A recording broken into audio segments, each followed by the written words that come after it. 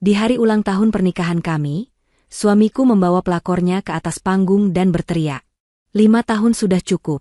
Aku bosan denganmu. Dasar wanita jelek. Malam ini juga cepat pergi dari rumahku. Bentak suami mempermalukanku di depan keluarga besarnya. Dia pikir aku akan menangis.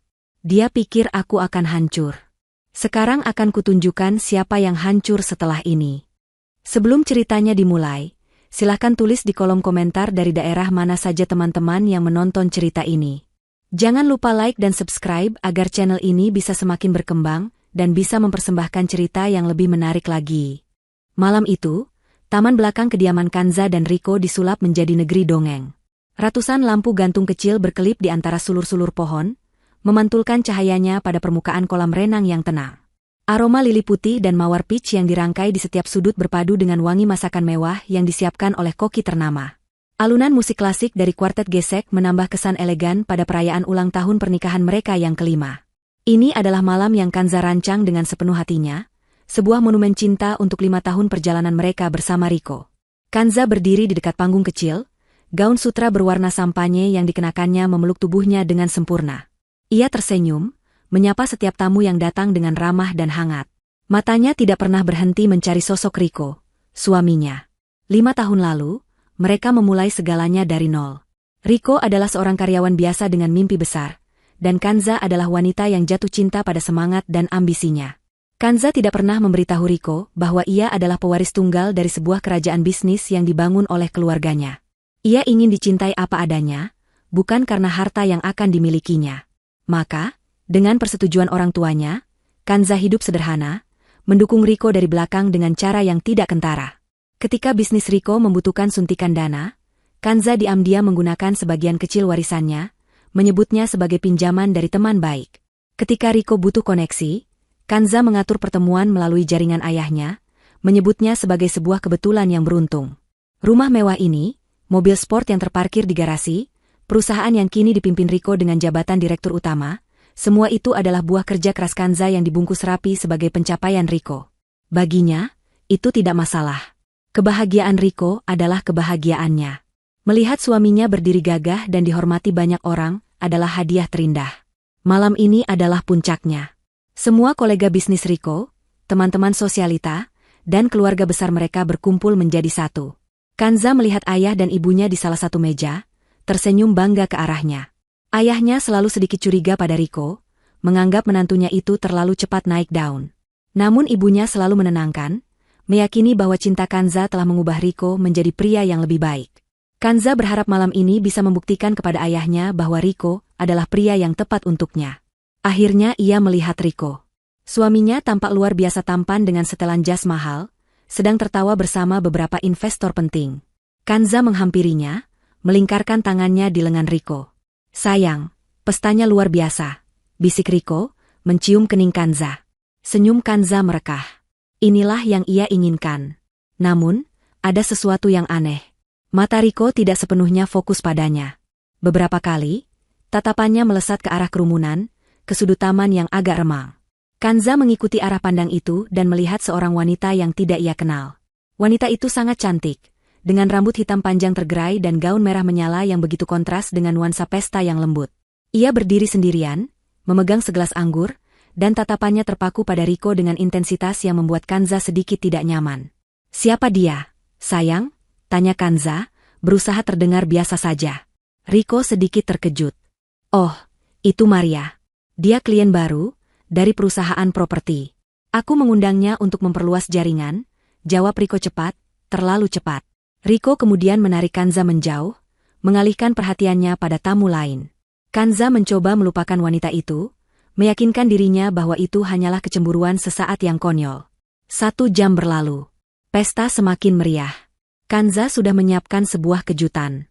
Ia akan naik ke panggung dan membacakan pidato cinta yang telah ia tulis, sekaligus mengumumkan hadiah ulang tahun pernikahan dari Kanza untuk Riko. Pengalihan penuh kepemilikan saham mayoritas di salah satu anak perusahaan ayahnya, menjadikannya bukan lagi sekadar direktur, tetapi pemilik sejati.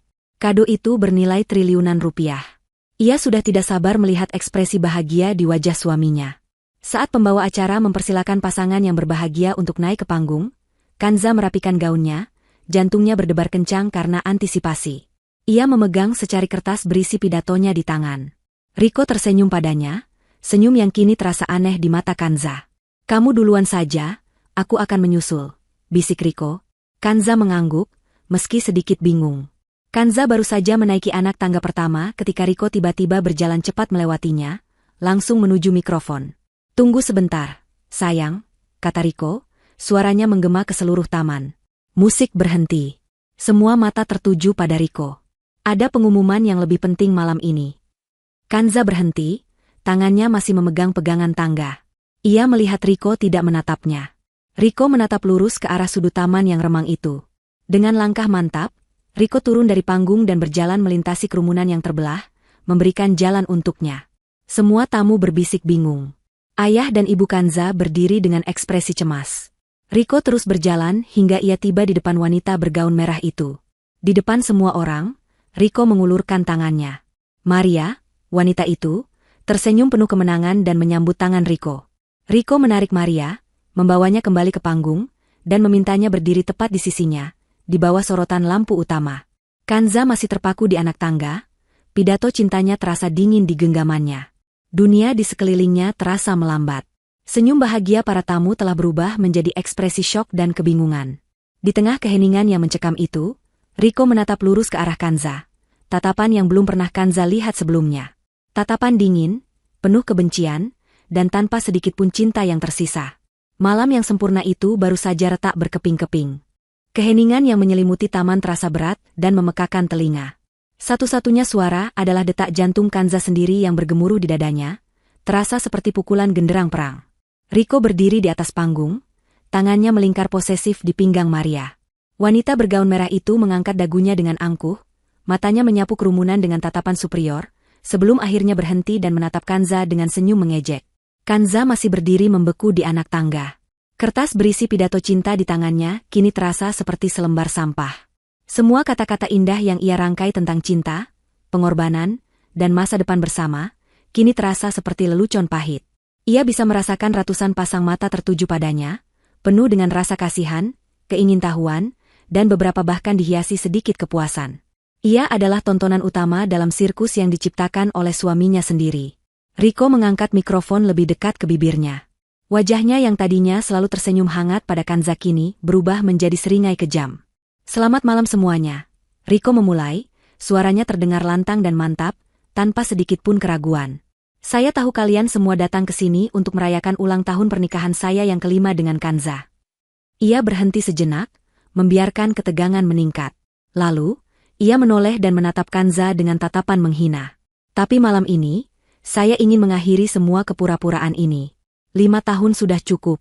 5 tahun saya terjebak dalam pernikahan yang membosankan ini." Sebuah gumaman terkejut menyebar di antara para tamu. Ayah Kanza, seorang pria yang biasanya tenang dan berwibawa, sudah berdiri dari kursinya. Wajahnya memerah karena amarah, tangannya terkepal erat di sisinya. Ibu Kanza menahan lengannya, air mata sudah menggenang di pelupuk matanya. Mereka ingin berlari ke arah putri mereka, tetapi tatapan Kanza menghentikan mereka. Sebuah tatapan yang entah bagaimana terasa sangat tenang, meminta mereka untuk diam. Riko melanjutkan, suaranya semakin keras dan penuh racun, seolah ingin memastikan setiap kata menusuk Kanza sedalam mungkin. "Aku sudah bosan denganmu, Kanza. Dasar wanita jelek.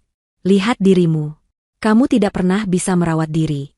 Penampilanmu selalu membosankan, tidak ada gairah, tidak ada kehidupan. Kamu pikir dengan semua uangmu kamu bisa membelikanku kebahagiaan? Kamu salah." Setiap hinaan terasa seperti cambukan. Jelek. Membosankan. Kata-kata itu bergema di udara. Kanza selalu berusaha tampil sederhana, agar Riko tidak merasa rendah diri. Ia sengaja tidak menonjolkan kekayaannya agar Riko bisa bersinar. Pengorbanan yang ia anggap sebagai cinta, kini dilabeli sebagai sebuah kekurangan yang memuakan. Dan yang terburuk, Riko meninggikan suaranya, menunjuk ke arah Kanza dengan jari telunjuknya. "Kamu itu mandul. 5 tahun kita menikah, dan kamu tidak bisa memberikanku seorang anak. Seorang penerus. Apa gunanya seorang istri jika tidak bisa menjalankan tugasnya?" Hinaan terakhir itu adalah pukulan telak yang membuat napas Kanza tercekat. Rahasia yang mereka simpan berdua, hasil pemeriksaan dokter yang menyatakan bahwa masalah kesuburan ada pada Riko, bukan pada Kanza, kini diputarbalikan dan digunakan sebagai senjata untuk mempermalukannya di depan umum. Kanza telah berjanji untuk menjaga harga diri suaminya, menanggung beban itu seolah-olah itu adalah kesalahannya. Dan inilah balasannya. Maria tertawa kecil di samping Riko, tawa yang terdengar seperti lonceng kematian bagi pernikahan Kanza. Ia kemudian berbisik sesuatu di telinga Riko, yang membuat Riko tersenyum semakin lebar. Jadi, Kanza, kata Riko dengan nada final, pestanya sudah selesai untukmu. Sekarang, kemasi barang-barangmu dan pergi dari rumahku sekarang juga. Aku tidak mau lagi melihat wajahmu di sini.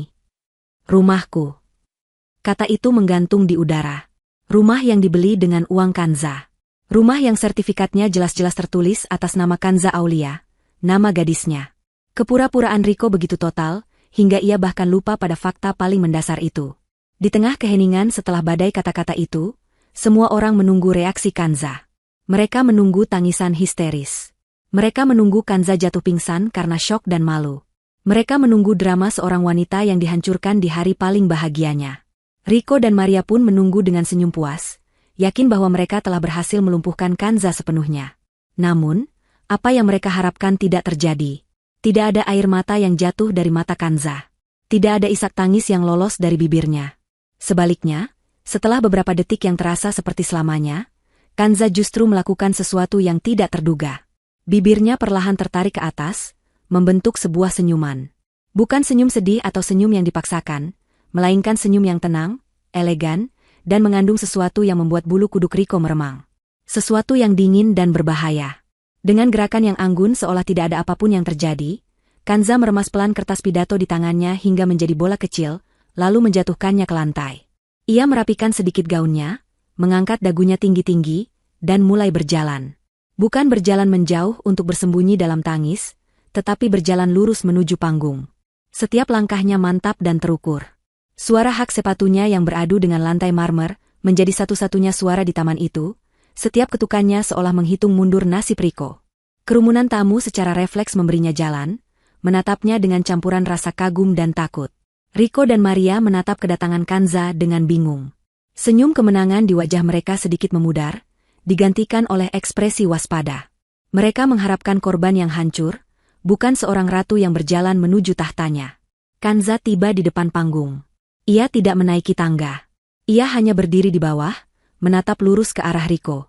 Matanya yang biasanya memancarkan kehangatan dan cinta, kini berkilat seperti baja yang ditempa dalam api. "Kamu sudah selesai bicara?"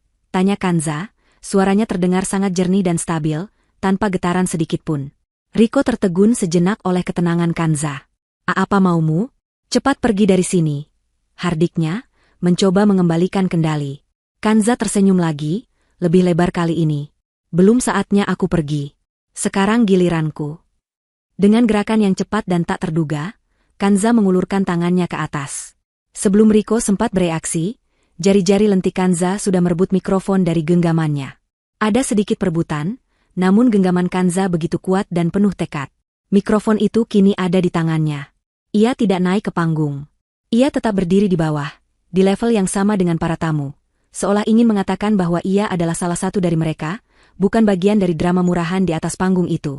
Ia menyalakan mikrofon, dan keheningan di taman itu kini siap untuk dipecahkan oleh suaranya.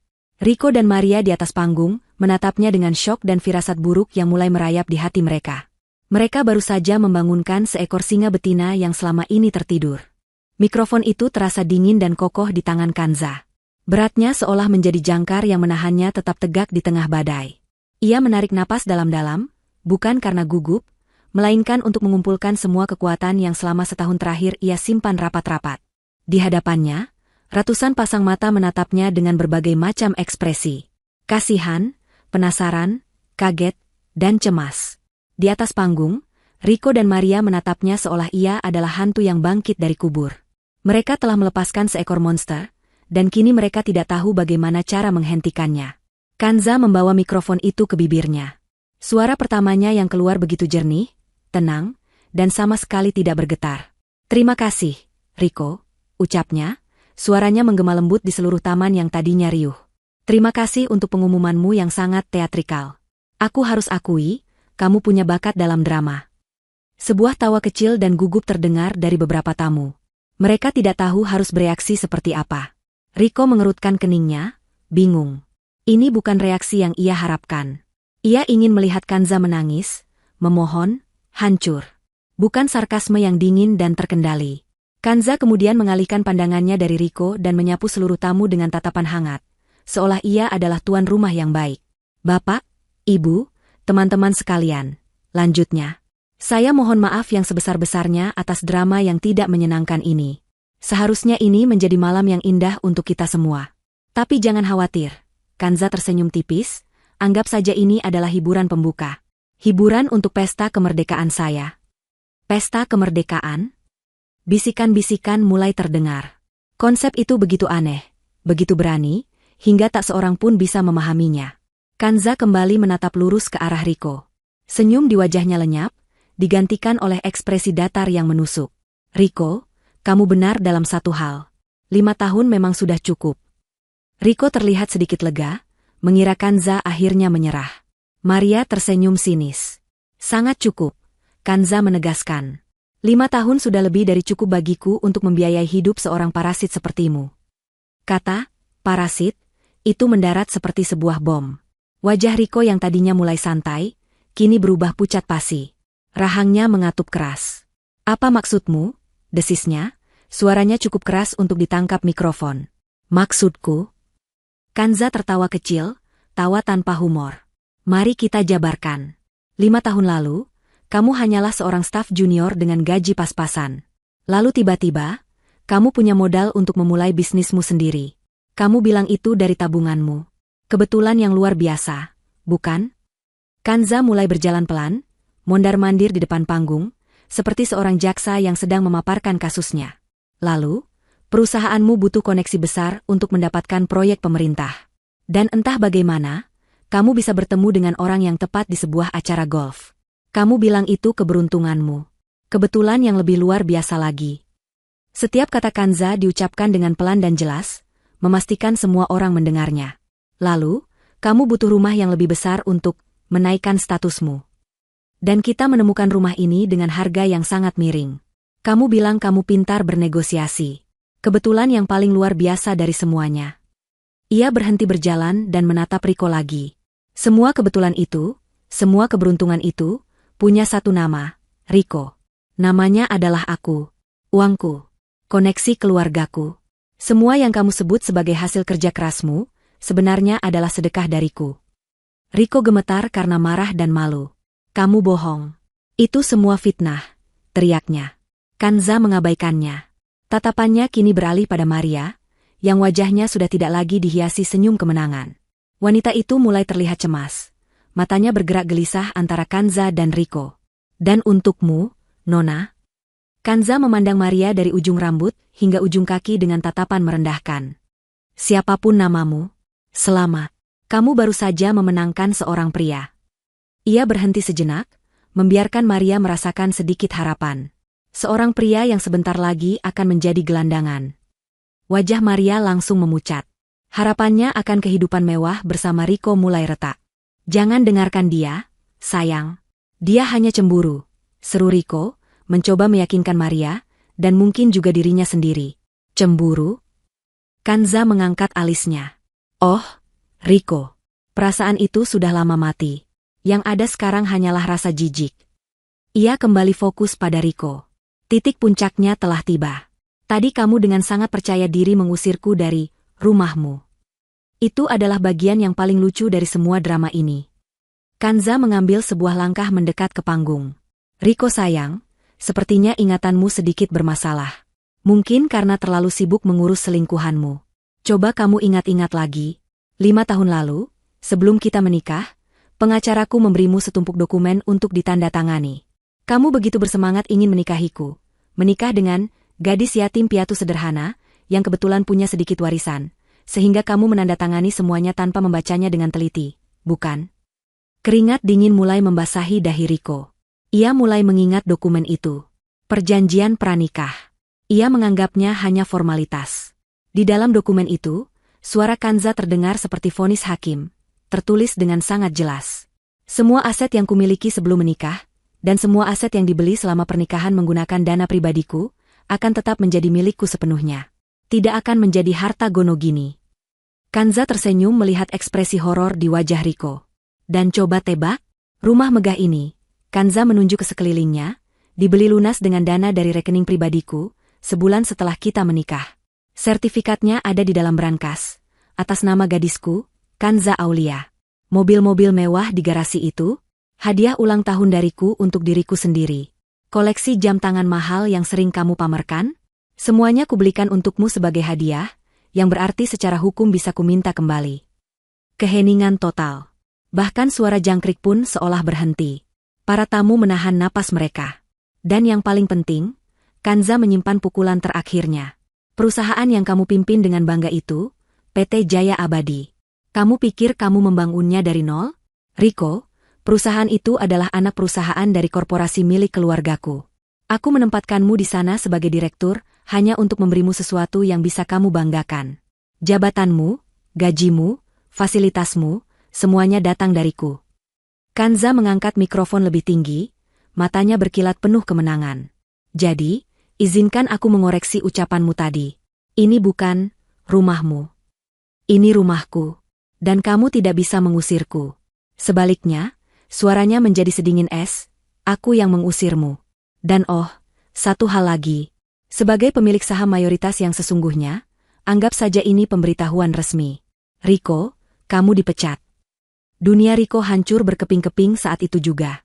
Maria mundur selangkah darinya, menatapnya dengan pandangan jijik seolah Riko adalah penyakit menular. Semua harga diri, status, dan kekayaan yang Riko kira miliknya, lenyap dalam sekejap mata, dihancurkan oleh kata-kata tenang dari wanita yang baru saja ia hina habis-habisan. Gelombang kejut dari pengumuman Kanza menyebar tanpa suara, namun dampaknya terasa seperti ledakan dahsyat. Waktu seolah berhenti. Riko berdiri membeku di atas panggung, mulutnya sedikit terbuka, matanya kosong menatap Kanza. Warna telah terkuras dari wajahnya, menyisakan topeng pucat pasi penuh ketidakpercayaan dan kengerian mutlak. Di sampingnya, Maria terlihat seperti baru saja disambar petir. Senyum angkuh dan tatapan menangnya telah menguap, digantikan oleh kepanikan murni saat ia menyadari bahwa kapal emas yang ia tumpangi ternyata hanyalah rakit bocor yang akan segera tenggelam. Para tamu yang tadinya hanya berbisik, kini mulai berbicara dengan lebih terbuka. Suara mereka bercampur aduk antara keterkejutan, kekaguman pada Kanza, dan cemoohan yang ditujukan pada pasangan di atas panggung. Mereka yang tadinya memandang Kanza dengan kasihan, kini menatapnya dengan rasa hormat yang baru. Mereka tidak melihat seorang istri yang tersakiti, melainkan seorang ratu yang baru saja merebut kembali tahtanya dengan cara yang paling spektakuler. Di tengah keheningan yang pecah itu, ayah Kanza akhirnya bergerak. Wajahnya yang tadi merah, karena amarah kini berubah menjadi ekspresi bangga yang luar biasa. Ia mengerti sekarang. Putri yang selalu ia anggap terlalu lembut dan naif, ternyata memiliki tulang punggung dari baja. Ia bertukar pandang dengan Kanza. Sebuah anggukan kecil dari Kanza sudah cukup menjadi perintah. Ayah Kanza mengeluarkan ponselnya dan memberi isyarat singkat kepada beberapa pria berbadan tegap dengan setelan hitam dan airpiece yang sejak awal pesta menyamar sebagai tamu. Mereka adalah tim keamanan pribadi keluarga, selalu ada di setiap acara besar, dan kini tugas mereka menjadi jelas. Dengan gerakan cepat dan efisien, 4 orang pria itu berjalan menuju panggung dari arah yang berbeda, mengepung Riko dan Maria. Apa-apaan ini? Jangan sentuh aku, teriak Riko, akhirnya tersadar dari kelumpuhannya. Ia mencoba menunjukkan sisa-sisa otoritasnya. Ini pestaku, aku tuan rumahnya, kalian semua keluar. Namun, kata-katanya tidak lagi memiliki bobot. Salah satu petugas keamanan dengan wajah tanpa ekspresi berkata dingin, Tuan Riko, Nyonya Kanza meminta Anda dan rekan Anda untuk meninggalkan properti ini sekarang juga. Aku tidak akan pergi.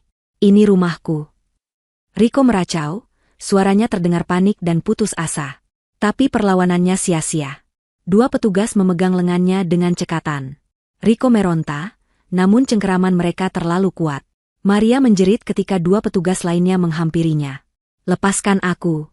Aku tidak ada hubungannya dengan ini. Pekiknya, mencoba melepaskan diri. Di depan ratusan pasang mata, pasangan yang beberapa menit lalu berdiri angkuh di atas panggung, kini diseret turun seperti penjahat. Setelan mahal Riko menjadi kusut, rambutnya yang tertata rapi menjadi berantakan. Gaun merah Maria yang glamor kini terlihat menyedihkan saat ia tersandung-sandung di atas rumput. Penghinaan itu total dan tanpa ampun. Para tamu tidak ada yang menolong. Mereka hanya menatap dengan dingin atau bahkan merekam kejadian itu dengan ponsel mereka. Sementara eksekusi itu berlangsung, Kanza tetap tenang. Ia mengeluarkan ponselnya, membuka sebuah grup percakapan yang sudah ia siapkan sebelumnya. Grup itu bernama Operasi Hari Kemerdekaan, beranggotakan pengacara, manajer bank pribadinya, dan kepala tim IT perusahaannya. Ia hanya mengetik satu kata, sekarang. Di tempat lain, di kantor mereka masing-masing yang sengaja lembur malam itu, 3 orang profesional langsung beraksi. Di sebuah bank, dengan sekali klik, semua rekening atas nama Riko dibekukan. Semua kartu kredit utama dan tambahan miliknya diblokir. Akses mobile bankingnya dicabut. Dalam waktu kurang dari 30 detik, Riko secara finansial lumpuh total. Di pusat data perusahaan, seorang admin IT dengan cepat mengetik beberapa baris perintah. Akun email Riko dinonaktifkan. Aksesnya ke server perusahaan, data klien, dan semua fasilitas digital lainnya dicabut. Secara virtual, ia dihapus dari perusahaan. Di sebuah firma hukum, seorang pengacara menekan tombol "Kirim" pada email yang sudah disiapkan. Surat pemberitahuan pemutusan hubungan kerja secara resmi dikirimkan ke alamat email pribadi Riko, dengan tembusan ke seluruh dewan direksi. Semua terjadi dalam senyap, cepat, dan mematikan. Seperti operasi militer yang terencana dengan sempurna. Di taman, suara teriakan Riko dan Maria semakin menjauh, hingga akhirnya hilang di telan gerbang utama yang ditutup dengan bunyi debaman keras. Suasana kembali hening.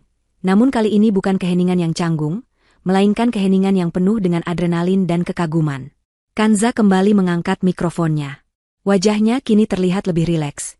Beban berat yang ia pikul selama setahun seolah terangkat sudah. Sekali lagi, mohon maaf atas hiburan yang sedikit berlebihan tadi, katanya dengan senyum tulus. Sekarang, mari kita lupakan drama itu. Ia mengangkat gelas sampanye yang baru saja disodorkan oleh seorang pelayan. Pesta ini belum berakhir. Malam ini kita tidak merayakan masa lalu yang penuh kepalsuan. Malam ini, kita merayakan masa depan yang baru. Untuk awal yang baru dan untuk kebebasan. Seruan itu disambut dengan tepuk tangan yang meriah dari para tamu. Ketegangan mencair, digantikan oleh atmosfer perayaan yang sesungguhnya. Musik kembali mengalun, kali ini lebih ceria dan penuh semangat. Para tamu menghampiri Kanza, bukan untuk menghibur, tetapi untuk memberi selamat. Mereka memuji keberaniannya, kecerdasannya, dan kekuatannya. Kanza tidak lagi dilihat sebagai korban, ia adalah seorang pemenang. Di luar gerbang yang kokoh, pemandangannya sangat kontras. Hujan mulai turun, awalnya hanya gerimis, lalu menjadi deras. Riko dan Maria berdiri di tepi jalan, tanpa payung, tanpa tujuan. Riko, dengan tangan gemetar, mengeluarkan ponselnya, mencoba membuka aplikasi mobile bankingnya. Akses ditolak. Ia mencoba kartu kreditnya untuk memesan taksi online. Transaksi gagal. Kepanikan yang nyata mulai menjalari dirinya. Ia membuka emailnya dan melihat subjek yang membuatnya lemas, pemberitahuan pemutusan hubungan kerja. Ia terduduk lemas di trotoar yang basah, jas mahalnya kini kotor dan kuyup. Semua hilang. Rumah, pekerjaan, uang, status. Semuanya lenyap dalam waktu kurang dari 15 menit. Maria menatapnya dengan tatapan paling dingin dan penuh kebencian. Gaun merahnya yang indah kini lengket di tubuhnya, riasannya luntur karena air hujan. Ia tidak lagi melihat pria gagah dan kaya yang ia dambakan. Ia hanya melihat seorang pecundang yang basah kuyup. Jadi, tanya Maria, suaranya setajam pisau. Kita akan tinggal di mana malam ini? Riko hanya bisa menatapnya dengan pandangan kosong. Ia tidak punya jawaban. Ia tidak punya apa-apa lagi. Di tengah hujan lebat, diusir dari dunianya sendiri, ia akhirnya menyadari bahwa karma baru saja memulai tugasnya. Setahun yang lalu, pukul 2 pagi di hari Rabu, Kanza terbangun karena getaran ponsel di meja sebelahnya. Bukan ponselnya, melainkan ponsel Riko yang lupa ia matikan mode getarnya. Biasanya Kanza tidak akan peduli, tapi getaran itu terus berlanjut, menandakan ada pesan masuk bertubi-tubi. Dengan sedikit kesal, Kanza meraih ponsel itu, berniat mematikannya agar tidak mengganggu tidur Riko. Namun, saat layar menyala, sebuah notifikasi pesan singkat terpampang di sana, dari nomor yang tidak diberi nama. Sayang, hotelnya sudah aku booking untuk akhir pekan. Jangan lupa alasan ke istrimu ya. Aku tidak sabar. Dunia Kanza berhenti berputar. Udara di dalam paru-parunya seolah membeku menjadi es. Sayang. Hotel. Alasan ke istrimu.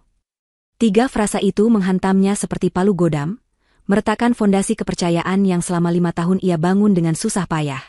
Tangannya gemetar hebat hingga ponsel itu nyaris jatuh. Riko, yang tidur pulas di sebelahnya, sama sekali tidak menyadari badai yang baru saja menerjang jiwa istrinya.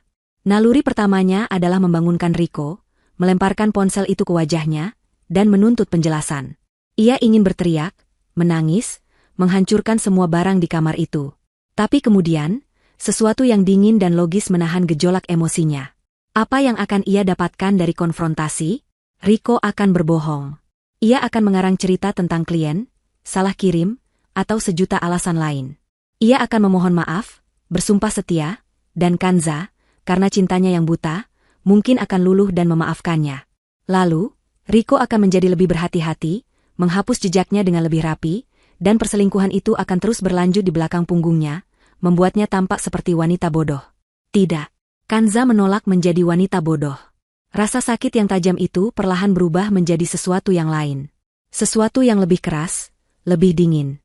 Sebuah resolusi. Jika Riko ingin bermain api, maka Kanza akan memastikan Riko terbakar habis hingga menjadi abu. Tapi tidak sekarang. Ia akan menunggu. Ia akan merencanakan. Keesokan paginya, Kanza bersikap seolah tidak ada yang terjadi. Ia membuatkan Riko sarapan, menyiapkannya dasi, dan memberinya ciuman perpisahan di depan pintu. Tapi di balik senyumnya, matanya merekam setiap detail dengan ketajaman baru. Cara Riko menghindari tatapannya, cara ia terlalu sering memeriksa ponselnya, kebohongan-kebohongan kecil yang dulu ia abaikan, kini terlihat begitu jelas. Topeng kesempurnaan Riko telah retak, dan Kanza bisa melihat kebusukan di baliknya. Langkah pertamanya adalah menghubungi detektif swasta yang direkomendasikan oleh kepala keamanan ayahnya. Seorang pria parubaya yang pendiam dan sangat profesional. Kanza memberinya satu informasi, nomor telepon tanpa nama itu. Saya ingin tahu segalanya, kata Kanza, suaranya mantap.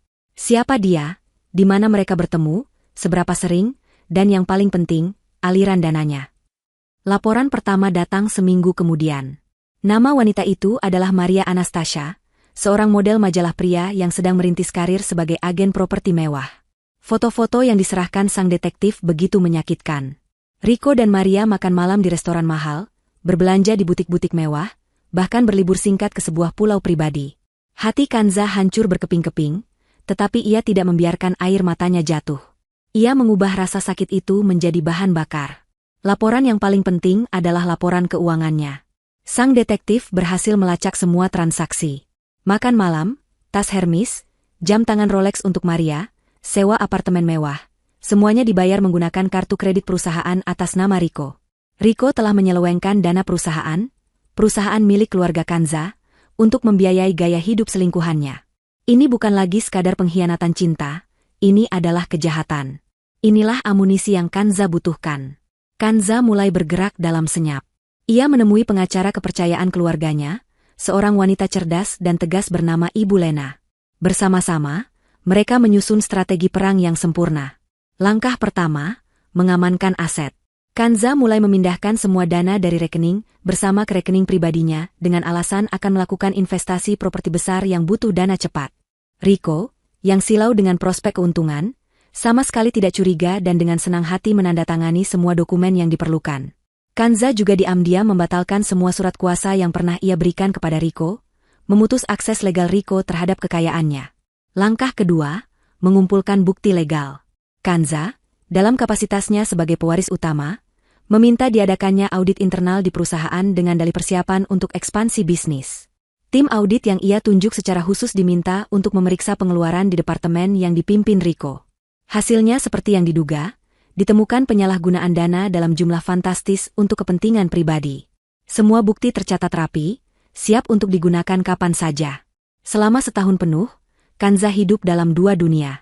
Di depan Riko, ia adalah istri yang penuh kasih dan sedikit naif, yang bangga pada kesuksesan suaminya. Ia tersenyum saat Riko berbohong akan rapat hingga larut malam. Ia menyiapkan koper saat Riko berkata akan melakukan perjalanan bisnis, padahal ia tahu Riko akan berlibur dengan Maria. Setiap kebohongan yang Riko ucapkan, setiap senyum palsu yang ia berikan, Kanza telan bulat-bulat, menyimpannya sebagai bara api yang terus membesar di dalam dadanya. Itu adalah tahun terpanjang dan terberat dalam hidupnya. Ia harus menahan rasa mual setiap kali Riko menyentuhnya, menahan amarah setiap kali Riko memujinya sebagai istri terbaik. Kesabarannya bukanlah kelemahan, itu adalah penempaan pedang. Hingga akhirnya, momen itu tiba. Undangan perayaan ulang tahun pernikahan kelima. Rico sendiri yang mengusulkannya, ingin membuat pesta besar untuk menunjukkan kesuksesan mereka. Kanza langsung setuju. Inilah panggung yang ia butuhkan. Sebuah panggung besar, dengan penonton yang banyak, di mana ia bisa menjatuhkan Rico dari puncak tertinggi ke jurang terendah. Ia bahkan sengaja membocorkan informasi kepada salah satu teman Maria bahwa Rico akan memberikan kejutan besar di pesta itu, memastikan Maria akan datang untuk menyaksikan kemenangannya. Kanza tahu betul karakter Rico yang arogan dan Maria yang haus pengakuan. Ia memberi mereka tali, dan ia tahu mereka akan menggunakannya untuk menggantung diri mereka sendiri. Seminggu sebelum hari H, Kanza bertemu untuk terakhir kalinya dengan Ibu Lena di kantor pengacara. Semua dokumen sudah siap. Laporan audit, bukti transfer, foto-foto perselingkuhan, surat pemecatan, hingga perintah pembekuan aset. Apakah kamu yakin, Kanza? Ini akan menjadi sangat brutal, kata Ibu Lena, menatap klien mudanya dengan tatapan prihatin sekaligus kagum. Kanza menatap keluar jendela, ke arah gedung-gedung pencakar langit yang menjulang. Wajahnya tenang, matanya dingin. Dia tidak hanya mengkhianatiku, Bu Lena. Dia menghina kecerdasanku, menginjak-injak pengorbananku, dan mencuri apa yang menjadi hak keluargaku. Brutal adalah balasan yang setimpal. Ia kemudian berbalik menatap pengacaranya, sorot matanya tajam. Pastikan semuanya siap pada hari Sabtu. Saya ingin dia tidak punya apa-apa, bahkan sehelai benang pun yang dibeli dengan uang saya. Malam pertama setelah pengusiran itu adalah neraka. Hujan deras menjadi saksi bisu awal dari kejatuhan Rico dan Maria. Setelah gagal total mengakses uang dan taksi online, mereka terpaksa berjalan kaki di bawah guyuran hujan, mencari tempat berteduh. Setelan jas mahal Rico dan gaun merah Maria kini basah kuyup dan kotor, menempel di tubuh mereka seperti kulit kedua yang menyedihkan. Kemewahan yang beberapa jam lalu menjadi identitas mereka kini luntur, meninggalkan dua sosok manusia yang putus asa dan basah. Dengan sisa uang tunai yang kebetulan ada di dompet Rico, jumlah yang sangat sedikit, mereka berhasil mendapatkan sebuah kamar di motel kumuh di pinggiran kota. Bau apak dan lembab langsung menyambut mereka begitu pintu dibuka. Spraynya kusam dengan noda-noda misterius, cat di dindingnya mengelupas, dan lampu neon di langit-langit berkedip-kedip seolah sekarat. Ini adalah dunia yang sangat berbeda dari penthouse mewah dan hotel bintang 5 yang biasa mereka nikmati. Maria menjerit histeris saat melihat seekor kecoa merayap di dekat kamar mandi. Aku tidak mau tinggal di sini. Ini menjijikan. Pekiknya, suaranya parau karena campuran amarah dan tangis. Lalu kita mau kemana lagi? Balas Rico dengan bentakan kasar. Stres dan penghinaan telah mengikis habis pesonanya, menyisakan seorang pria yang frustrasi dan pemarah. Ini semua salahmu. Kalau saja kamu tidak mendesakku untuk mengumumkannya di depan semua orang. Salahku? Kamu yang bilang kamu sudah mengurus semuanya. Kamu yang bilang wanita bodoh itu tidak akan berdaya. Ternyata kamulah yang bodoh, Rico. Kamu bahkan tidak tahu kalau semua hartamu itu milik istrimu. Caci Maria, menunjuk-nunjuk wajah Rico. Pertengkaran hebat pun pecah. Mereka saling menyalahkan, saling menghina, melontarkan semua kata-kata keji yang bisa mereka pikirkan. Cinta dan gairah yang pernah mereka rasakan kini menguap, digantikan oleh kebencian dan penyesalan. Mereka terjebak di dalam ruangan sempit itu, bersama dengan kegagalan mereka yang telanjang. Keesokan paginya, kehancuran mereka menjadi tontonan publik. Salah satu tamu, seorang influencer sosialita yang terkenal, ternyata merekam seluruh drama pengusiran itu dengan kualitas gambar yang sangat jernih. Video berdurasi 5 menit itu diunggah dengan judul, Karma Instan untuk Suami Selingkuh di Pesta Ulang Tahun Pernikahannya. Dalam hitungan jam, video itu viral. Wajah Rico yang menghina Kanza, wajah Maria yang angkuh, lalu wajah panik mereka saat diseret oleh keamanan, semuanya terpampang jelas untuk dilihat jutaan orang. Media sosial meledak. Tagar Ratu Kanza dan Karma untuk Rico menjadi trending topik. Wajah mereka ada di mana-mana, di akun-akun gosip, di portal berita online, bahkan menjadi bahan meme yang ditertawakan oleh seluruh negeri. Mereka tidak bisa lagi bersembunyi. Dalam keputusasaan, Rico mencoba menghubungi teman-teman dan kolega bisnisnya, orang-orang yang dulu selalu tertawa bersamanya dan memujinya. Hasilnya adalah dinding penolakan. Beberapa langsung menutup telepon begitu mendengar suaranya. Yang lain memberikan alasan sibuk yang dibuat-buat. Salah satu dari mereka, yang Rico anggap sebagai teman terdekat, berkata jujur dengan nada dingin. Jangan hubungi aku lagi, Rico. Aku tidak mau bisnisku hancur karena berasosiasi denganmu. Kamu salah memilih musuh. Keluarga Kanza bukan orang sembarangan. Riko akhirnya mengerti. Semua rasa hormat dan persahabatan yang ia kira miliki, ternyata hanya ditujukan pada status dan uang Kanza. Tanpa itu semua, ia bukan siapa-siapa. Maria pun mengalami hal yang sama. Agensi modelnya langsung memutuskan kontrak. Teman-teman sosialitanya memblokir nomornya. Butik-butik langganannya menolak namanya masuk daftar tunggu. Reputasinya sebagai pelakor viral telah menghancurkan semua pintu yang pernah terbuka untuknya. Setelah beberapa hari hidup dari sisa uang tunai yang semakin menipis, kenyataan pahit menghantam mereka. Mereka butuh uang untuk bertahan hidup. Maria, dengan enggan, mengusulkan untuk menjual beberapa aset investasinya. Tas-tas dan perhiasan mewah yang ia kumpulkan, hadiah dari Riko. Mereka pergi ke sebuah toko barang mewah bekas yang terletak di sebuah ruko sederhana. Maria berjalan masuk dengan sisa-sisa keangkuhannya, meletakkan tas Hermes Birkin berwarna oranye kesayangannya di atas meja kaca. Tas itu adalah simbol kemenangannya atas Kanza, hadiah yang diberikan Riko saat mereka merayakan keberhasilan sebuah proyek besar. Pemilik toko, seorang pria tua dengan kacamata tebal, memeriksa tas itu dengan teliti. Ia meraba jahitannya, memeriksa cap logo, dan menelitinya di bawah lampu. Setelah beberapa menit yang menegangkan, ia meletakkan tas itu kembali dengan pelan. "Maaf, Nona, ini barang palsu. Kualitasnya sangat bagus, replika super, tapi tetap saja palsu," katanya dengan nada datar. Dunia Maria runtuh untuk kedua kalinya. "Tidak mungkin. Ini asli. Suami saya membelinya langsung dari butik seharga ratusan juta," bantahnya. Suaranya meninggi. Pria tua itu hanya tersenyum tipis. "Kalau begitu, seharusnya ada sertifikat dan kwitansi pembeliannya, kan?" Maria menoleh pada Riko dengan tatapan menuntut. Riko hanya bisa menunduk. Wajahnya pucat. Aku membelinya dari sumber lain," gumamnya, tidak berani menatap mata Maria. Kebenaran yang mengerikan itu akhirnya terungkap di tengah toko yang pengap itu. Riko tidak pernah membelikannya tas asli. Ia bahkan tidak mampu membelinya. Riko kemudian mengaku bahwa tas itu ia beli menggunakan cicilan kartu kredit perusahaan. Kartu yang kini sudah terblokir dan tagihannya menjadi hutang pribadi yang harus ia tanggung. Maria menatap Riko, bukan lagi dengan amarah, tetapi dengan rasa jijik yang mendalam. Pria yang ia puja, pria yang ia kira akan memberinya dunia, ternyata hanyalah seorang penipu besar. Semua kemewahan yang ia nikmati bersamanya adalah ilusi yang dibangun di atas kebohongan dan uang curian. "Kau pembohong," desis Maria. Tanpa berkata apa-apa lagi, ia menyambar tas palsu itu dan berlari keluar dari toko, meninggalkan Riko yang berdiri terpaku, hancur oleh kebohongannya sendiri yang kini berbalik menghantuinya. Di motel kumuh itu, di antara barang-barang mewah palsu lainnya, mereka akhirnya menyadari bahwa hubungan mereka, sama seperti barang-barang itu, tidak pernah nyata sejak awal. Sementara Riko dan Maria tenggelam dalam kubangan lumpur yang mereka ciptakan sendiri, Kanza justru sedang menata ulang dunianya dengan presisi seorang arsitek ulung. Sehari setelah pesta itu, ia tidak mengambil waktu untuk meratapi pengkhianatan. Sebaliknya, ia mengenakan pantsuit berwarna biru tua yang tajam, menata rambutnya dengan sanggul yang rapi dan elegan, lalu berjalan memasuki gedung megah milik korporasi keluarganya, bukan sebagai pengunjung, tetapi sebagai penguasa. Rapat Dewan Direksi Darurat diadakan pagi itu. Ruangan itu dipenuhi oleh pria-pria parubaya dan senior, para veteran bisnis yang telah mengabdi pada ayahnya selama puluhan tahun. Mereka semua mengenal Kanza sebagai putri tunggal bos mereka yang manis dan pendiam, istri dari Riko yang brilian. Saat Kanza masuk dan duduk di kursi utama yang kosong, kursi CEO, ada keraguan yang jelas di udara. Mereka menghormatinya sebagai pewaris, tetapi mereka meragukan kemampuannya sebagai pemimpin. Mereka mengira ini hanyalah reaksi emosional seorang wanita yang baru saja dipermalukan, sebuah perebutan kekuasaan yang impulsif.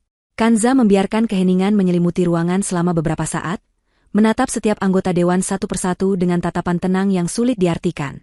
Ia tidak memulai dengan cerita tentang masalah pribadinya. Ia tidak mencari simpati. "Selamat pagi," sapanya, suaranya yang jernih memecah keheningan. "Seperti yang Anda semua tahu, posisi CEO di anak perusahaan kita, PT Jaya Abadi, kini kosong. Saya di sini untuk memberitahu Anda semua bahwa saya akan mengambil alih posisi tersebut secara efektif mulai hari ini." Seorang direktur senior, Pak Budi, memberanikan diri angkat bicara. "Nona Kanza, dengan segala hormat, kami turut prihatin dengan apa yang terjadi. Tapi memimpin perusahaan sebesar ini butuh pengalaman. Mungkin lebih bijaksana jika kita menunjuk seorang CEO interim dari kalangan profesional, selagi Anda menenangkan diri." Kanza tersenyum tipis. Inilah yang ia harapkan. Terima kasih atas perhatian Anda, Pak Budi. Tapi saya rasa, saya sudah cukup tenang selama 5 tahun terakhir, membiarkan orang yang tidak kompeten menjalankan perusahaan ini berdasarkan ide-ide saya. Pernyataan itu membuat semua orang terkejut. Kanza menekan sebuah tombol, dan layar besar di belakangnya menyala. Yang muncul bukanlah grafik keuangan yang biasa, melainkan cetak biru, proposal bisnis, dan strategi pemasaran yang ia buat selama bertahun-tahun. Proposal yang ia berikan pada Riko saat mereka makan malam, yang kemudian Riko presentasikan di rapat seolah itu adalah idenya sendiri. Proyek Nusantara Megah, yang menaikkan laba kita 200% 2 tahun lalu. Kanza menunjuk sebuah dokumen di layar. Itu adalah proposal yang saya tulis saat Riko mengeluh perusahaan stagnan. Strategi akuisisi PT Cipta Mandiri, itu hasil analisis saya selama 3 bulan, yang saya berikan padanya dalam bentuk rangkuman 2 halaman agar mudah dipahami. Kanza terus memaparkan satu persatu pencapaian besar PT Jaya Abadi, dan di balik setiap pencapaian itu, ia menunjukkan jejak karyanya yang tak terbantahkan. Email-email yang ia kirim ke Riko, catatan-catatan di buku hariannya, bahkan sketsa awal di serbet kertas. Ia bukan hanya seorang istri yang mendukung, ia adalah otak jenius di balik layar. Para direktur yang tadinya skeptis kini, menatapnya dengan mulut sedikit ternganga. Mereka tidak sedang berhadapan dengan putri manja, mereka sedang berhadapan dengan arsitek kesuksesan perusahaan yang selama ini tersembunyi. Selama ini, saya memilih untuk berada di belakang layar demi menjaga harga diri suami saya. Sekarang, saya tidak lagi punya alasan untuk itu. Kanza menutup presentasinya. Jadi, jika ada yang masih meragukan kompetensi saya, silakan ajukan pengunduran diri Anda sekarang juga. Bagi yang bersedia bekerja bersama saya, mari kita bawa perusahaan ini ke level yang bahkan tidak pernah kita bayangkan sebelumnya. Tidak ada satupun yang berani membantah. Aura kekuatan dan kecerdasan yang dipancarkan Kanza begitu kuat, hingga melenyapkan semua keraguan. Dalam 3 bulan kepemimpinannya, Kanza mengubah wajah perusahaan. Ia memotong birokrasi yang tidak efisien, mempromosikan talenta-talenta muda yang inovatif, dan membuat keputusan-keputusan berani yang pada awalnya membuat para direktur tua gelisah. Ia bekerja 18 jam sehari, energinya seolah tak terbatas. Penampilannya pun berubah. Gaun-gaun sederhananya digantikan oleh pakaian kerja yang tajam dan berkelas. Auranya tidak lagi lembut, melainkan memancarkan kekuatan dan wibawa. Ia menjadi sosok yang disegani, dikagumi, dan sedikit ditakuti. Puncaknya adalah ketika Kanza berhasil memenangkan tender proyek infrastruktur energi terbarukan berskala nasional. Proyek itu diperebutkan oleh banyak konglomerat besar. Riko pernah mencoba mendapatkannya dan gagal total. Namun Kanza, dengan proposal yang brilian, lobi yang cerdas, dan presentasi yang memukau, berhasil meyakinkan pemerintah dan investor asing. Kontrak senilai multitriliun rupiah itu ditandatangani. Berita itu menjadi headline di semua media bisnis. Nama Kanza Aulia meroket, menjadi ikon baru wanita sukses di negeri itu, simbol kekuatan dan kebangkitan. Sore itu, setelah berita besar diumumkan, Kanza berdiri sendirian di ruang kerjanya yang luas di lantai teratas. Ruangan yang sama tempat Riko dulu duduk, dan merasa seperti raja dunia. Kanza menata pemandangan kota dari balik jendela kaca raksasa, merasa puas, tetapi juga sedikit hampa. Kemenangan ini terasa manis, namun ia sadar ia telah melalui pertempuran yang menguras emosinya. Tiba-tiba, sekretarisnya masuk membawa sebuah karangan bunga yang sangat besar dan indah. Ratusan kuntu mawar putih yang mekar sempurna. Kanza mengerutkan kening, ia tidak merasa memesan atau mengharapkan bunga dari siapapun. Dari siapa ini? Tanyanya. Tidak ada nama pengirimnya, Bu. Hanya ada satu kartu kecil. Jawab sekretarisnya sambil meletakkan karangan bunga itu di atas meja. Kanza mendekat, aroma wangi mawar yang lembut menyambutnya. Ia mengambil kartu kecil berwarna gading yang terselip di antara bunga-bunga. Tulisan tangan di dalamnya singkat, tegas, namun terasa sangat hangat. Hanya ada satu kalimat. Aku selalu tahu kamu luar biasa. D. Kanza mematung sejenak, membaca ulang tulisan itu. D. Hanya satu inisial. Namun entah kenapa hatinya yang selama ini membeku, tiba-tiba merasakan sedikit kehangatan. Di tengah kesuksesan dan kekuasaannya, sebuah misteri kecil yang manis baru saja mengetuk pintunya. 6 bulan setelah malam terkutuk itu, dunia Riko telah menyusut menjadi sebuah kamar kos berukuran 3 kali 4 meter di gang sempit yang becek. Cat dindingnya lembab dan berjamur. Satu-satunya perabotan adalah kasur tipis di lantai dan sebuah lemari plastik kecil. Aroma pengap dari campuran asap rokok dan selokan di luar menjadi parfum kesehariannya. Kemewahan masa lalunya kini terasa seperti mimpi demam yang pernah ia alami. Maria telah meninggalkannya 3 bulan lalu. Tanpa drama, tanpa pertengkaran hebat terakhir. Suatu pagi, Rico bangun dan Maria sudah pergi, membawa serta sisa-sisa barang mewah, palsu mereka. Hanya secari kertas yang ditinggalkan di atas lantai. Aku tidak bisa hidup seperti ini. Semoga berhasil. Rico bahkan tidak merasakan sakit hati, hanya kehampaan. Ia sudah terlalu lelah untuk merasakan emosi apapun. Untuk bertahan hidup, ia terpaksa melakukan pekerjaan apapun yang bisa ia dapatkan. Ia pernah menjadi kuli bangunan di bawah terik matahari, mengangkat semen dan batu bata hingga punggungnya terasa patah. Ia pernah menjadi petugas kebersihan di sebuah pusat perbelanjaan, mengepel lantai yang kotor dan membersihkan toilet, seringkali harus menahan malu saat ada pengunjung yang menatapnya terlalu lama, seolah mengenali wajahnya yang pernah viral. Tangannya yang dulu terbiasa memegang pulpen mahal dan setir mobil sport, kini kapalan dan kotor. Di malam hari, saat ia berbaring di kasurnya yang keras, penyesalan datang menggerogotinya seperti tikus. Awalnya, yang ia sesali adalah kehilangan uang dan status. Ia merindukan apartemen mewahnya, mobilnya, rasa hormat di mata orang lain. Namun seiring berjalannya waktu, penderitaan fisik dan penghinaan terus-menerus mulai mengikis arogansinya, memaksanya untuk melihat lebih dalam. Ia mulai mengingat Kanza. Bukan Kanza sang ratu bisnis yang menghancurkannya, tetapi Kanza istrinya. Ia ingat bagaimana Kanza selalu menyiapkan air hangat untuknya mandi saat ia pulang kerja. Ia ingat bagaimana Kanza akan memijat bahunya yang lelah sambil mendengarkan semua keluh kesahnya tentang pekerjaan. Ia ingat bagaimana Kanza tersenyum tulus saat ia memberinya hadiah kecil, senyum yang tidak pernah ia lihat di wajah Maria. Ia menyadari bahwa ia tidak hanya kehilangan sumber kekayaan, ia telah membuang satu-satunya orang di dunia yang tulus mencintainya. Kesadaran itu datang terlambat, dan terasa jauh lebih menyakitkan daripada kemiskinan itu sendiri. Suatu siang, saat sedang beristirahat dari pekerjaannya sebagai petugas kebersihan, ia melihat sebuah majalah bisnis tergeletak di meja lobi gedung perkantoran. Di sampul majalah itu, terpampang wajah Kanza. Fotonya begitu memesona, tatapannya tajam dan penuh percaya diri, dengan senyum tipis yang memancarkan kekuatan. Judulnya tertulis besar, Kanza Aulia, wanita di balik kebangkitan raksasa bisnis nasional. Rico menatap foto itu untuk waktu yang lama. Ada rasa sakit, iri hati, tetapi juga setitik kekaguman yang aneh. Wanita yang ia sebut jelek dan membosankan, itu kini dipuja oleh seluruh negeri. Di saat itulah, sebuah ide gila dan putus asa muncul di benaknya. Ia harus bertemu Kanza. Ia harus meminta maaf. Bukan untuk mendapatkan kembali hartanya, ia tahu itu mustahil. Ia hanya ingin, ia sendiri tidak tahu apa yang ia inginkan. Mungkin pengampunan. Mungkin hanya untuk meringankan beban rasa bersalah yang menghancurkannya setiap malam. Dengan sisa uang yang ia punya, ia membeli kemeja bekas yang paling layak dari pasar loak dan membersihkan dirinya sebaik mungkin. Ia kemudian naik bus kota menuju jantung distrik bisnis, menuju gedung pencakar langit tempat Kanza sekarang bertahta. Berdiri di depan lobi yang megah dan berkilauan itu, Rico merasa seperti semut. Lobi yang dulu ia masuki dengan langkah angkuh, kini terasa begitu mengintimidasi. Ia melihat para eksekutif muda berlalu lalang dengan setelan mahal, tertawa dan berbicara tentang saham dan investasi. Dunia itu terasa begitu asing sekarang. Ia menarik napas, mengumpulkan sisa-sisa keberaniannya, dan mulai berjalan menuju meja resepsionis. Namun, sebelum ia berhasil mencapai tujuannya, suara bel lift yang familiar berbunyi. Ding! Pintu lift VIP yang terletak di sisi lobi terbuka. Dan dari dalamnya, keluarlah Kanza. Waktu seolah berhenti bagi Rico.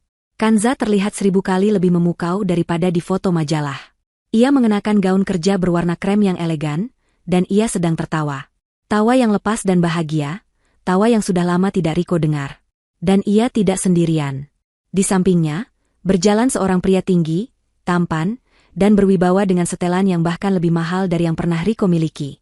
Pria itu menatap Kanza dengan tatapan penuh pemujaan, dan Kanza membalas tatapan itu dengan binar di matanya.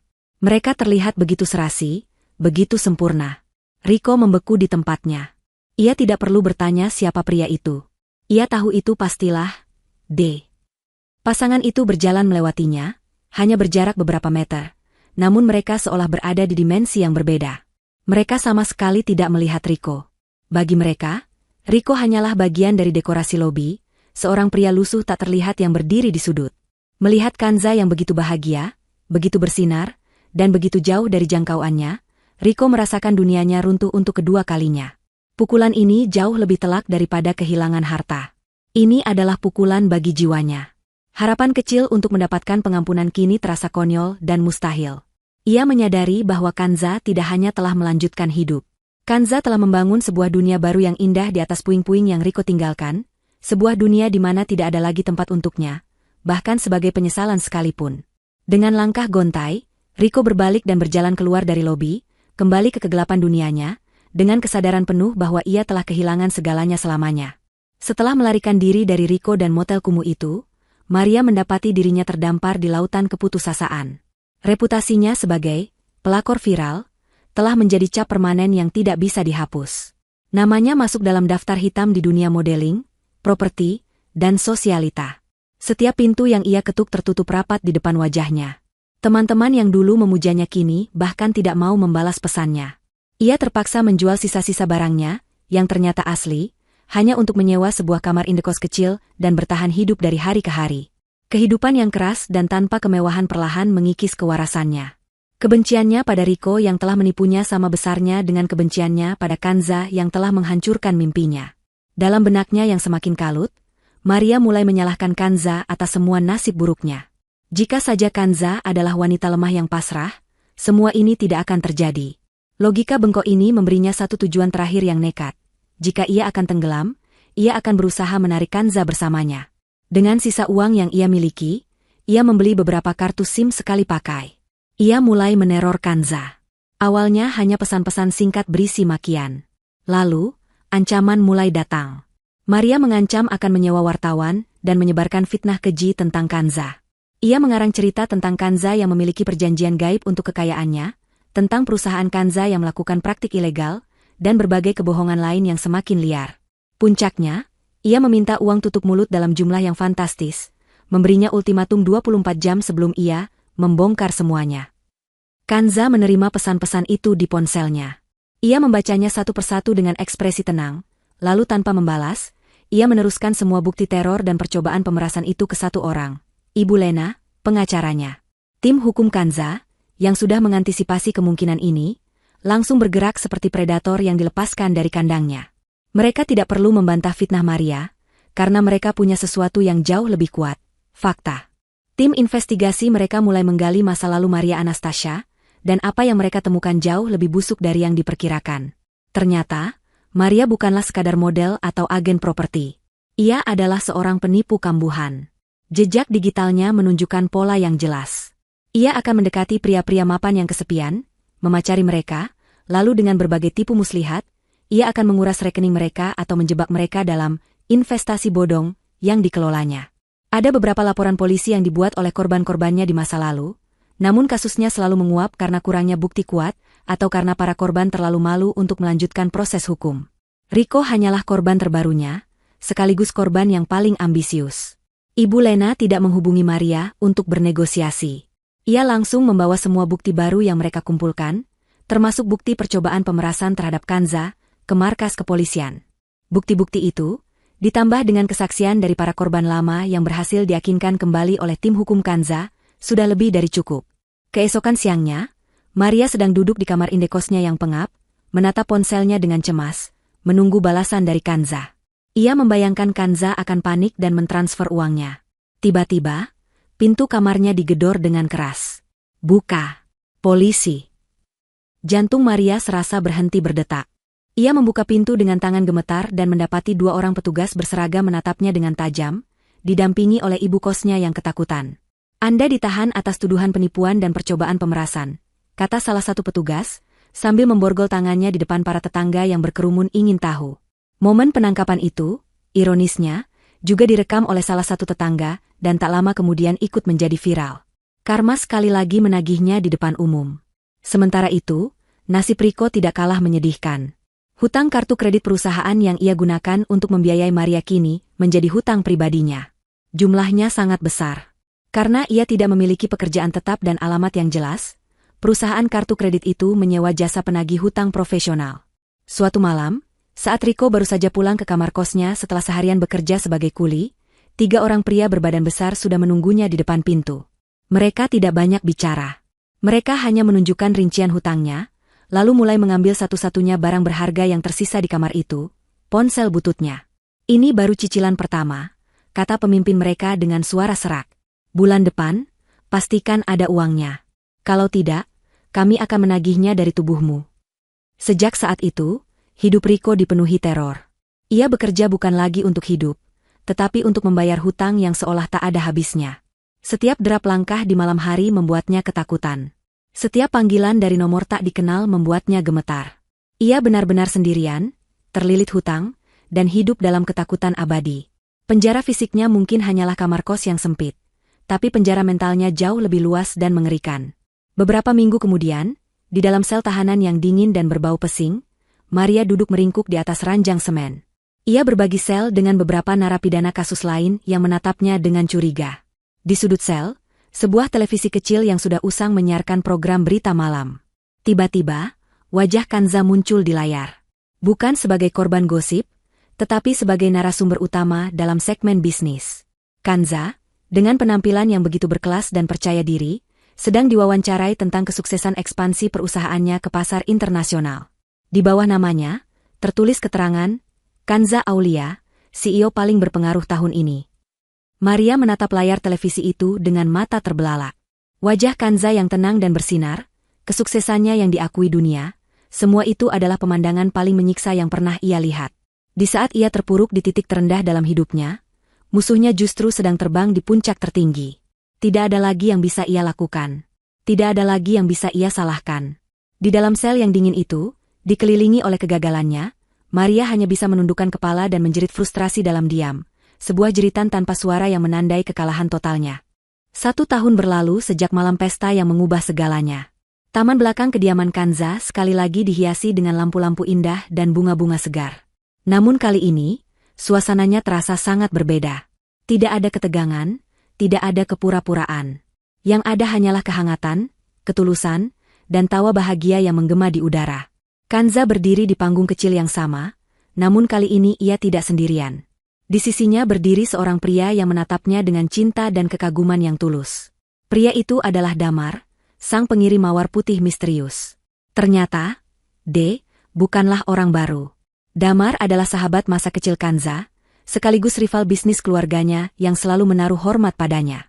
Ia telah lama mengagumi kecerdasan Kanza dari jauh, dan ketika mendengar berita kehancuran pernikahan Kanza, ia menjadi orang pertama yang hadir untuk menawarkan dukungan, bukan sebagai oportunis, tetapi sebagai kawan sejati.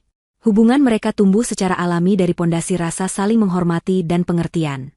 Malam ini, Kanza tidak merayakan pencapaian bisnisnya. Ia mengadakan pesta untuk meresmikan sebuah yayasan yang telah lama ia impikan, Yayasan Pelita Asa.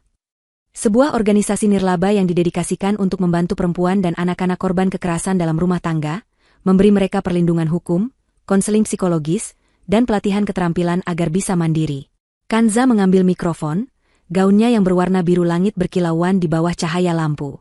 Ia menatap wajah-wajah bahagia di hadapannya, keluarganya, sahabat-sahabatnya, para staf yayasan, dan yang terpenting, beberapa perempuan hebat yang merupakan penerima manfaat pertama dari yayasannya.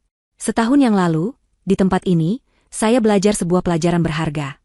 Kanza memulai pidatonya, suaranya terdengar mantap dan penuh kehangatan. Saya belajar bahwa terkadang, hal terburuk yang terjadi dalam hidup kita justru bisa menjadi awal dari sesuatu yang terbaik. Saya belajar bahwa kekuatan sejati bukanlah tentang tidak pernah jatuh, melainkan tentang bagaimana kita memilih untuk bangkit kembali. Ia tidak menyebut nama Riko. Ia tidak menyinggung soal pengkhianatan. Masa lalu itu sudah tidak lagi memiliki kuasa atas dirinya. Malam ini, kita tidak merayakan kemenangan atas kegelapan. Kita merayakan kekuatan cahaya. Setiap dari kita memiliki pelita di dalam diri. Yayasan ini hanyalah sebuah upaya kecil untuk membantu menyalakan kembali pelita-pelita yang mungkin sempat meredup karena badai kehidupan. Karena kemenangan yang sebenarnya bukanlah balas dendam, melainkan membangun kebahagiaan baru di atas puing-puing masa lalu. Tepuk tangan meriah membahana di seluruh taman. Damar menggenggam tangan Kanza dengan erat, senyum bangga terukir di wajahnya. Kanza telah berhasil mengubah racun paling mematikan dalam hidupnya menjadi obat yang bisa menyembuhkan orang lain. Jauh dari gemerlap pesta itu, di sebuah underpass yang remang dan berbau asap knalpot, seorang pria dengan seragam petugas kebersihan berwarna oranye sedang menyapu sampah. Wajahnya kusam, bahunya membungkuk karena lelah, dan tatapan matanya kosong. Pria itu adalah Riko. Inilah kehidupannya sekarang. Bekerja dari malam hingga pagi, membersihkan kotoran orang lain, hidup dalam bayang-bayang hutang dan ketakutan, lalu tidur di kamar kosnya yang sempit saat matahari terbit. Tiba-tiba, sebuah videotron raksasa yang menempel di gedung di seberang jalan menyala, menayangkan sebuah iklan layanan masyarakat. Wajah Kanza yang tersenyum lembut memenuhi layar. Di bawahnya tertulis slogan Yayasan Pelita Asa, "Anda tidak sendirian. Mari bangkit bersama." Riko berhenti menyapu. Ia mendongak dan menatap layar itu, ke arah wajah wanita yang pernah menjadi miliknya. Tidak ada lagi amarah atau kebencian di dalam dirinya. Yang tersisa hanyalah kehampaan yang luas dan penyesalan yang begitu dalam hingga terasa seperti lubang hitam di dadanya. Ia melihat kebahagiaan Kanza, kesuksesannya, kebaikannya, dan ia sadar sepenuhnya apa yang telah ia buang. Inilah karmanya.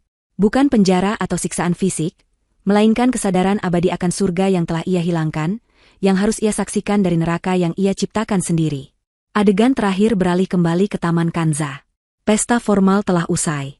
Kini, taman itu dipenuhi oleh suara tawariang anak-anak dari sebuah panti asuhan yang sengaja ia undang. Kanza, setelah melepas sepatu hak tingginya, berlari-larian di atas rumput, bermain kejar-kejaran bersama mereka. Ia tertawa lepas, tawa yang benar-benar bebas dari beban masa lalu. Damar memperhatikannya dari kejauhan, tersenyum. Kanza tidak membutuhkan seorang anak untuk menjadi seorang ibu.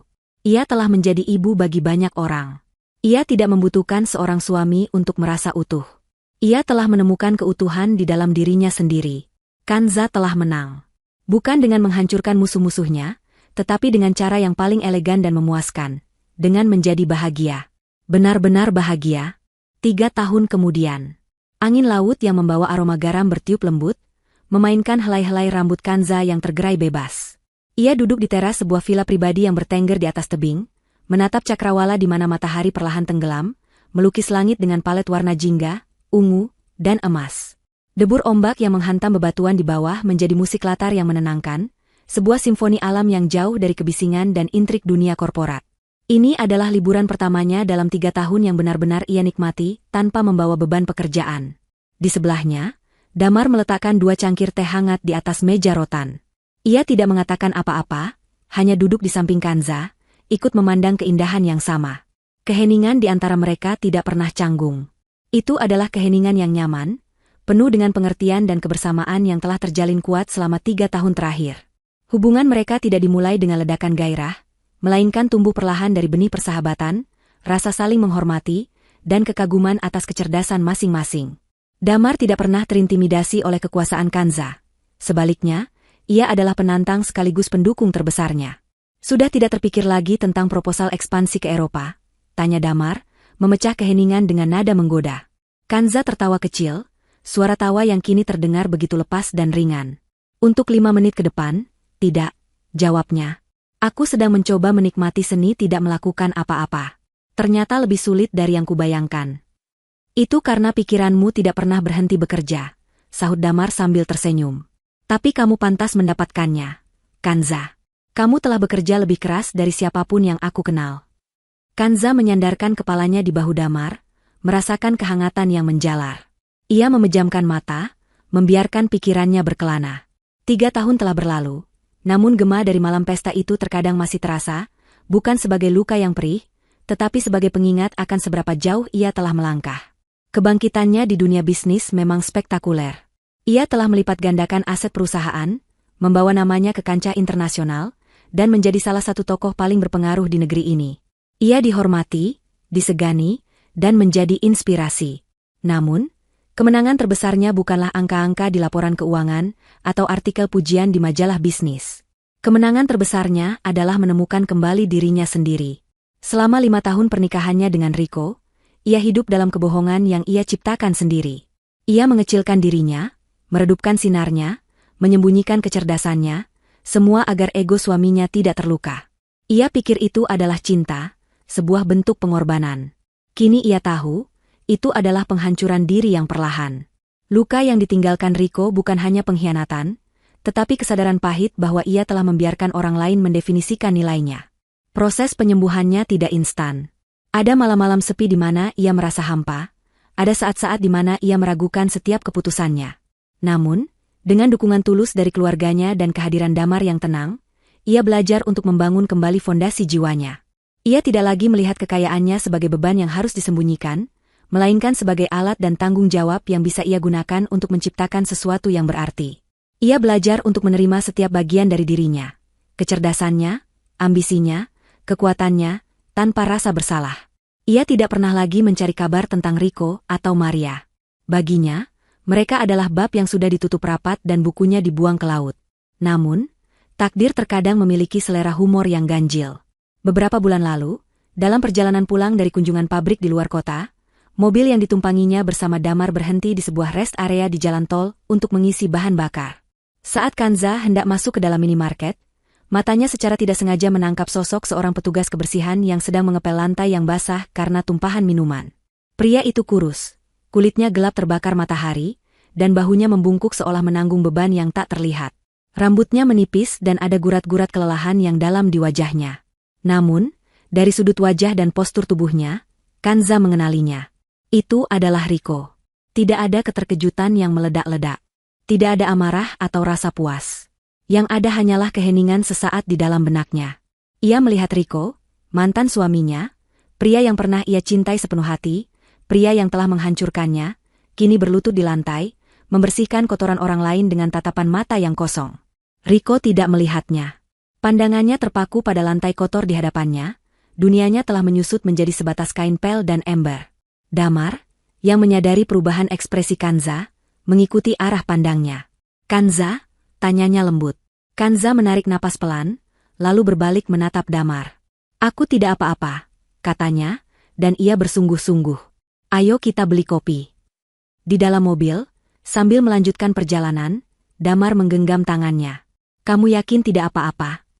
Kanza menatap lurus ke jalan tol yang terbentang di depan. "Dulu, aku mungkin akan merasa puas melihatnya seperti itu. Aku mungkin akan menyebutnya karma, akunya dengan jujur. Tapi sekarang, aku tidak merasakan apa-apa. Dia hanya orang asing. Seseorang yang ceritanya sudah tidak lagi berhubungan dengan ceritaku." Itulah momen di mana Kanza tahu ia telah benar-benar sembuh dan menang. Kemenangannya bukanlah saat melihat Rico menderita. Penderitaan Rico adalah urusannya sendiri dengan alam semesta. Kemenangan Kanza adalah saat ia bisa melihat masa lalunya yang paling kelam dan tidak merasakan apa-apa selain kedamaian.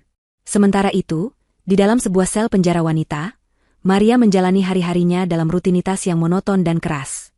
Kecantikannya telah memudar, digantikan oleh kekusaman dan tatapan mata yang sinis. Ia dihukum 8 tahun penjara atas rangkaian kasus penipuan yang berhasil dibongkar oleh tim hukum Kanza. Di dalam penjara, ia bukan lagi Maria yang glamor. Ia hanyalah nomor narapidana, kehilangan identitas dan kebebasannya. Karma baginya bukanlah kehilangan harta, tetapi kehilangan aset terbesarnya, kemampuan untuk memanipulasi dunia dengan pesonanya. Kembali ke teras villa, saat matahari hampir sepenuhnya lenyap di ufuk barat, Kanza membuka matanya. Ia menatap Damar, pria yang mencintainya bukan karena ingin bersembunyi di balik bayangannya, tetapi karena ingin terbang bersamanya, setinggi yang mereka bisa capai. "Terima kasih," bisik Kanza. "Untuk apa?" tanya Damar. "Untuk membantuku mengingat bagaimana rasanya menjadi diriku sendiri." Damar tersenyum, lalu mengecup kening Kanza dengan lembut. Mereka tidak perlu kata-kata lagi. Di ujung senja itu, di atas tebing yang menghadap lautan luas, Kanza Aulia telah menemukan kemenangan yang paling hakiki. Bukan kemenangan yang dirayakan dengan pesta atau tepuk tangan meriah, melainkan kemenangan yang tenang dan abadi. Kedamaian. Sebuah kedamaian yang ia perjuangkan dengan air mata dan kekuatan, yang kini menjadi hadiah terindah dalam hidupnya.